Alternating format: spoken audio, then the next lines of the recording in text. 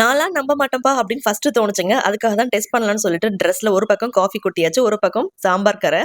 பீகோல இருந்து natural laundry liquid வாங்கியிருந்தேன். இது பார்த்தீங்கன்னா, எப்பேர்ப்பட்ட கரையும் ஈஸியா போக்கிடும் அப்படின்னு போட்டிருந்தாங்க.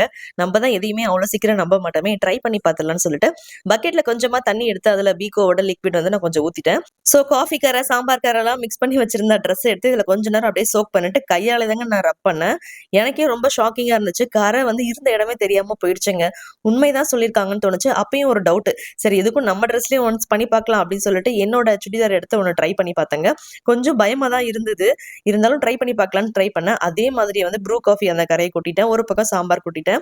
இப்போ ஆல்ரெடி நான் பக்கெட்ல வாஷ் பண்ணி காமிச்சேன். என்னோட மிஷின் பார்த்தீங்கன்னா டாப் லோட். ஸோ இது டாப் லோட், ஃப்ரண்ட் லோட் 2மே விக்குது. நான் டாப் லோட் தான் ஆர்டர் பண்ணி வாங்கியிருந்தேன். வாஷிங் முடியிற வரைக்குமே எனக்கு பயமா தாங்க இருந்தது. ஆனா ஒன்ஸ் வாஷிங் முடிஞ்சதுக்கு அப்புறம் ட்ரெஸ்ஸை எடுத்து பார்த்தேன். காஃபி ஸ்டெயின், சாம்பார் ஸ்டெயின்லாம் எங்க போச்சுன்னே தெரியல. சூப்பரா கிளீன் பண்ணிடுச்சுங்க. இந்த ப்ராடக்ட் உங்களுக்கு வேணும்னா பேஜோட டாப் ரைட் கார்னர்ல டேக் பண்ணியிருக்கிறேன். செக் பண்ணிக்கோங்க.